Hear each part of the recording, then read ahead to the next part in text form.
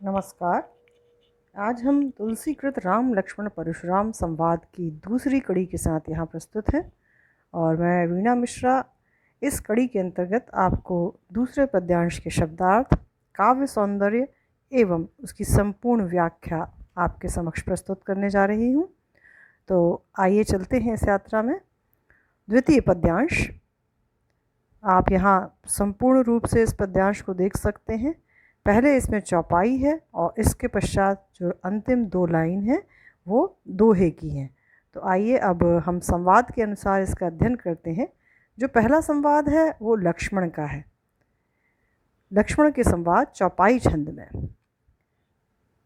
लखन कहा हसी हमरे जाना, सुनहु देव सब धनुष समाना। का छति लाभु जून धनु तोरे, देखा राम नयन के भोरे। छुअत टूट रघुपति हूँ न दोसु, मुनि बिनु काज करिय कत रोसु। तो ये हमने 3 पंक्तियाँ इसलिए ली है क्योंकि लक्ष्मण जी का संवाद यहाँ समाप्त होता है। चौपाई जो है वो चौथी पंक्ति को मिलाकर पूर्ण होगी, किंतु हमने 3 पंक्तियाँ संवाद के अनुसार यहाँ पर ली हैं। तो आप शब्दार्थ देख सकते हैं। लखन कहा हसी, हसी अर्थात हंसकर, लक्ष्मण ने हंसकर कहा। हमरे जाना अर्थात हमें प्रतीत हुआ।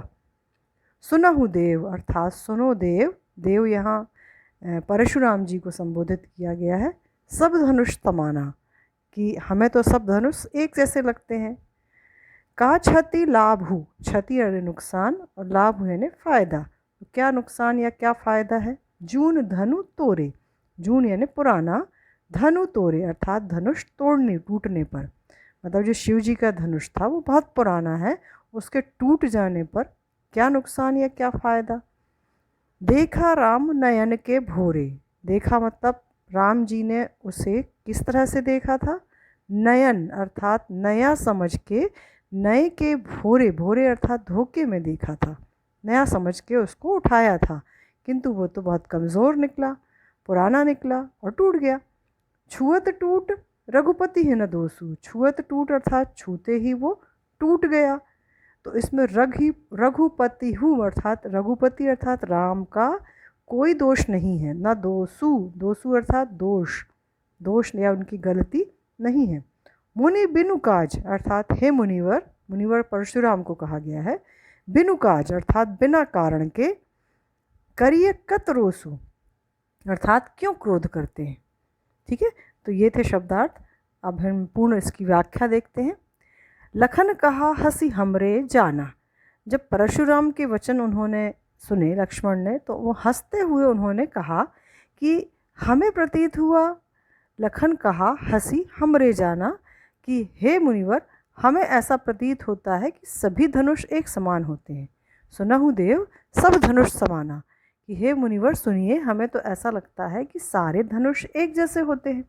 का क्षति लाभ जून धनु तोरे, यदि यह पुराना धनुष टूट भी गया तो इसमें कौन सा नुकसान हो गया या कौन सा फायदा हो गया? देखा राम नयन के भोरे, श्री राम ने अर्थात मेरे भाई ने तो उसे नया समझ के उठाया था, किंतु वो कमज़ोर निकला, इसलिए छुअत टूट रघुपति ही न दोसु, वो छूते ही टूट गया। तो इसमें रघुपति का अर्थात राम जी का क्या दोष है? मुनि बिनु काज करिय कत रोसु, हे मुनिवर, आप बिना कारण के इस तरह से गुस्सा या क्रोध क्यों कर रहे हैं? तो ये लक्ष्मण जी का संवाद है। यहाँ आप अनुप्रास अलंकार स्वयं खोजिए। हम देख चुके हैं कि जब एक ही व्यंजन वर्ण की एक ही क्रम में आवृत्ति होती है तो वहाँ अनुप्रास अलंकार होता है। अब आप यहाँ पे पहली पंक्ति में देखिए अनुप्रास है, कहाँ है आप खुद ढूंढिए। तीसरी पंक्ति में देखिए पुनः अनुप्रास है, और उसे भी आप उदाहरण में अवश्य लिखें। चौपाई छंद है, भाषा अवधि है। आगे बढ़ते हैं अगली चौपाई के साथ, और ये परशुराम जी का संवाद है। बोले चित परसु की ओरा, रे सठ सुनहि सुभाऊ न मूरा। बालक बोली बधो नहीं तोही, केवल मुनि जड़ जानहि मोही। बाल ब्रह्मचारी अति कोही, विस्प विदित क्षत्रिय कुल द्रोही। भुजबल भूमि भूप बिनु कीन्ही, विपुल बार मही देवन दीन्ही। सहस बाहु छय भुज छेद निहारा, परसु बिलोकु महीप कुमारा। तो यहाँ पर आप शब्दार्थ देखें, मैंने पूरी कोशिश की है कि सभी शब्दों का अर्थ आपको दे सके ताकि आपको भावार्थ लिखने में या समझने में कोई दिक्कत ना हो। परशुराम जी ने जब लक्ष्मण के संवाद सुने तो उन्होंने बोला, बोले अर्थात बोला, चित्त अर्थात देखकर। किसकी ओर देखकर? परसु की ओरा। परसु अर्थात फरसा, फरसे की ओर देखकर बोला। रे सठ, सठ यानी होता है मूर्ख। यहाँ वो मूर्ख संबोधित कर रहे हैं लक्ष्मण को कि हे मूर्ख, सुनहि स्वभाव न मोरा। क्या तूने मेरे स्वभाव के बारे में नहीं जाना? सुनहि यानी सुना, स्वभाव अर्थात स्वभाव, न मोरा, मोरा अर्थात मेरा। बालक बोली बधो नहीं तोही। बालक अर्थात मैं तुझे बालक समझ रहा था। बालक यानी बच्चा। लक्ष्मण की आयु अभी लगभग 16 वर्ष की है, तो वो बच्चे ही हैं, बालक ही हैं। तो वो बोल रहे हैं बालक बोली, बोली यानी जानकर। बधो नहीं तोही, बधो अर्थात वध, नहीं तोही अर्थात तोही अर्थात तेरा, तेरा मैं वध नहीं कर रहा था। केवल मुनि जड़ जानहि मोही, जड़ यानी मात्र, तो मुनि यानी ब्राह्मण। क्या तुम मुझे मात्र एक ब्राह्मण जानते हो? जानहि मोही, मोही अर्थात मुझे, तो मुझे क्या आप तुम केवल एक साधारण सा ब्राह्मण समझ रहे हो? बाल ब्रह्मचारी अति कोही। अब यहाँ परशुराम अपनी विशेषताएं बता रहे हैं। उन्हें बहुत अहंकार है और अहंकार में व्यक्ति अपनी खासियत, अपनी विशेषताएं, अपनी तारीफ करता है, जिसे हम मुहावरे की भाषा में कहते हैं अपने मुँह मियाँ मिट्ठू बनना। तो यहाँ परशुराम वही कर रहे हैं, वे अपनी तारीफ बता रहे हैं बाल ब्रह्मचारी, कि मैं बाल ब्रह्मचारी हूँ। ब्रह्मचर्य जो धारण करते हैं वे विवाह नहीं करते हैं। ब्रह्मचर्य एक व्रत है जिसे धारण करते हैं। तो वे कह रहे हैं कि मैं बाल ब्रह्मचारी हूँ, अति कोही, कोही अर्थात क्रोधी, मैं बहुत क्रोधित हूँ, क्रोधी स्वभाव का हूँ। विस्प विदित, विस्प विदित मतलब विश्व जानता है, संसार जानता है। क्षत्रिय कुल द्रोही, अर्थात मैं क्षत्रिय कुल का शत्रु हूँ। द्रोही अर्थात शत्रु। भुजबल अर्थात भुजाओं के बल पर। भूमि, भूप, भूप अर्थात राजा। बिनु अर्थात विहीन। कीन्ही अर्थात किया। मैंने अपनी भुजाओं के बल पर इस भूमि को कई बार राजाओं से विहीन कर दिया। विपुल बार अर्थात कई बार। महिदेवन, दीन्ही अर्थात महिदेव यानी ब्राह्मण, ब्राह्मणों को दे दी है। जो परशुराम थे वो क्षत्रियों के शत्रु थे और उन्होंने क्षत्रियों से विहीन कर दी थी ये धरती, और कई बार ब्राह्मणों को दान कर दी थी। तो वही बात ये यहाँ पर बता रहे हैं। सहस बाहु भुज छेद निहारा। सहस बाहु अर्थात सहस्त्र बाहु, ये इसकी कथा हमने अंतिम छंद के बाद आपको अगली कड़ी में, जो अंतिम कड़ी है इस पद्यांश की, पद की, उसमें हम आपको सहस्त्रबाहु की कथा सुनाएंगे और आप कहीं और भी खोज कर इस कथा को जान सकते हैं। तो अभी हम कहीं पर बाधा ना हो इसलिए हम बीच में कहानी नहीं सुनेंगे। फिर भी संक्षेप में मैं आपको बता दूँ, सहस्त्रबाहु जिसकी 1000 भुजाएँ थी, उसकी भुजाओं को परशुराम ने काट डाला था और इस धरती को क्षत्रिय विहीन करके ब्राह्मणों को दान दे दिया था। सहस बाहु भुज छेद निहारा अर्थात सहस्त्र बाहु की जो 1000 भुजाएँ थी उनको भी मैंने इस फरसे से छेद निहारा अर्थात काट दिया है। ये फरसा जो है उसकी भुजाओं को काटने वाला है। परसु बिलोक महीप कुमारा, परसु बिलोक अर्थात मेरे फरसे की तरफ देखो, महीप कुमार अर्थात राजकुमार। आइए अब अर्थ देखते हैं। बोले चितै परसु की ओरा, परशुराम अपने फरसे की ओर देखकर बोलते हैं, रे सठ सुनहु स्वभाव न मोरा। हे मूर्ख, तूने क्या मेरे स्वभाव के बारे में नहीं सुना है? बालक बोली बधौ नहीं तो ही, मैं तुझे बालक जानकर तेरा वध नहीं कर रहा था।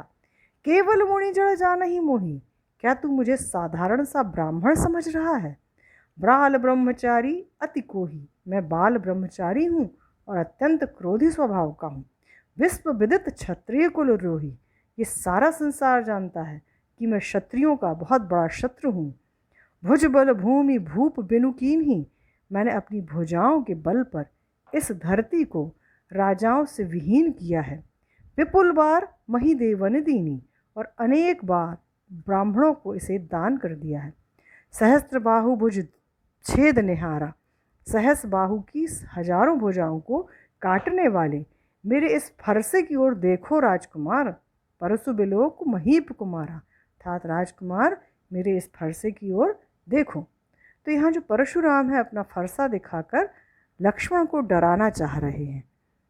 तो ये थे परशुराम के संवाद, जिसमें रौद्र रस आपको देखने मिलेगा। और जहाँ जहाँ मैंने रंग बदला है चौपाइयों में, वहाँ वहाँ आपको देखिए अनुप्रास अलंकार मिलेगा। पहले सा वर्ण की आवृत्ति, फिर बा वर्ण की आवृत्ति, फिर जा, फिर बा, फिर भा और फिर बा। तो इस तरह से अनुप्रास अलंकार के उदाहरणों से ये भरा हुआ है।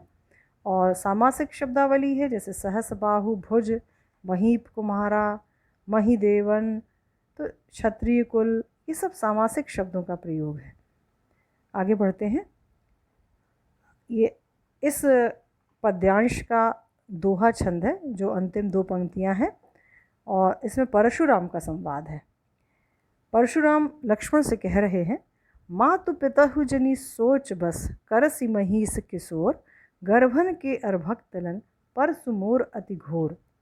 दोहे को गाने का थोड़ा सा अलग लय होता है, और इसे मैं अक्सर बच्चों को बताती हूँ कि एक फिल्म है अखियों के झरोखों से, उसमें दोहों की अंताक्षरी खेली गई है, और उन दोहों की अंताक्षरी को यदि याद रखा जाए तो आप दोहों की लय को याद रख सकते हैं। उसमें दोहों की अंताक्षरी में जो दोहा आया है, बड़ा हुआ सो क्या हुआ, बस उसी तर्ज में आपको ये दोहा गाना है। मातु पिता ही जनी सोच बस, करसी महीस के सोर, गर्भन के अर्भक दलन, परसु मोर अति घोर। रे तुलसी परसु मोर अति घोर।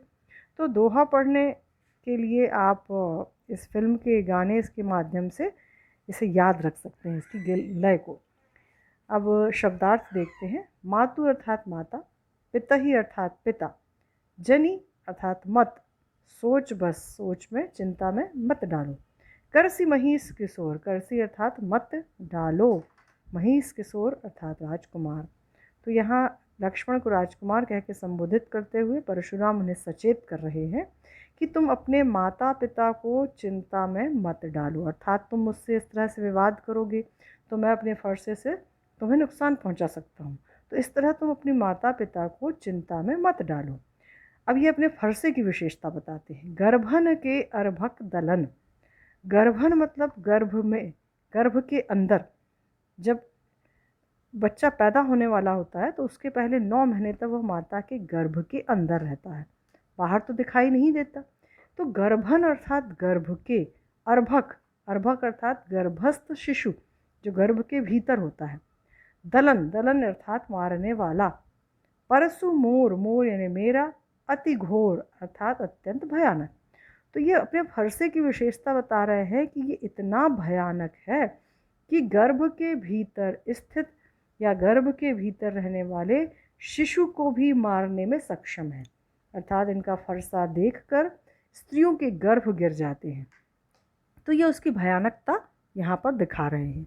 तो यदि प्रश्न में आंतरिक अर्थबोध के आधार पर पूछा जाए कि परशुराम ने अपने फरसे की क्या विशेषता बताई है, तो आप इस पंक्ति का अर्थ लिख सकते हैं। पुनः देख लीजिएगा।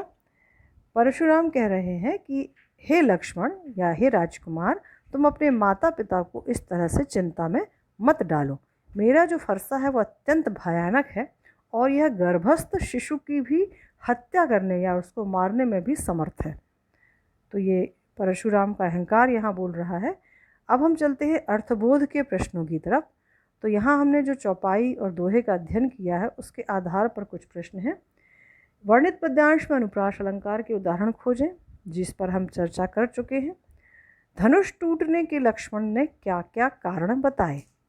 इस शुरुआत में जब लक्ष्मण के 3 पंक्तियों में हमने संवाद पढ़े हैं, उसमें उन्होंने बताया है कि धनुष राम जी के द्वारा क्यों टूट गया।